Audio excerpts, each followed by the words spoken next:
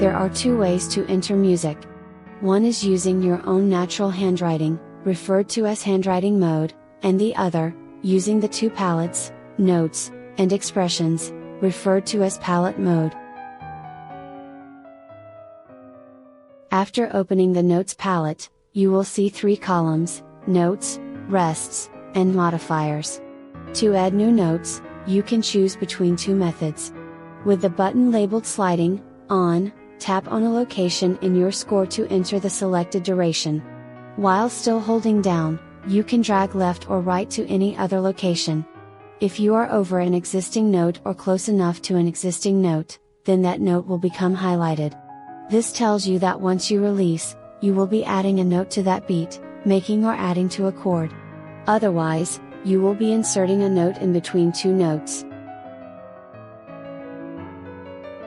To cancel, drag either up or down away from the staff beyond a certain number of ledger lines.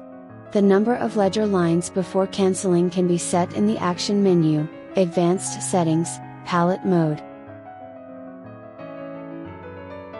With sliding off, you can't move your location horizontally, but can still move up or down to change pitch. In addition, you will see two buttons. To the left is an X, or Cancel button, and to the right is a T, or Toggle Note button. If you have started the insertion place in the wrong spot, you can cancel by dragging to the left over the X, and then reselecting a new beat. Dragging to the right over the T, toggles the currently selected note to a rest and back. The duration of the rest or note will alternate between the last selected note, and the last selected rest. To add to an existing chord, place your insertion point in alignment vertically with the existing chord. You can be slightly off left or right. To the right of the sliding button is the No Chords button. When this is on, you cannot add to or alter an existing chord. This is very helpful if you have notes that are so close together, that it is hard to insert a new note in between two notes without adding to a chord. The Tools column affects notes already in your score. Select a tool, and then tap on an existing note in your score.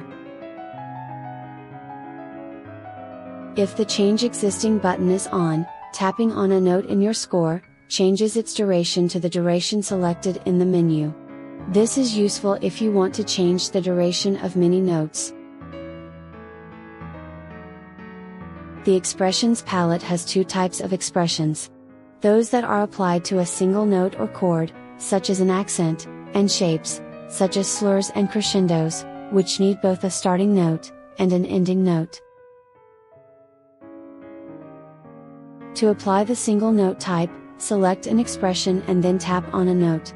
After placement, the expression can be dragged to a new position. To apply a shape, tap on a starting note, then hold and drag to a new note. In palette mode, you can tap and drag one or more notes up or down to change their pitch, and left or right to change their durations. When dragging up and down for pitch, one of three scales is used. This is set in the Score Settings menu under Vertical Dragging Pitch/Scale Steps.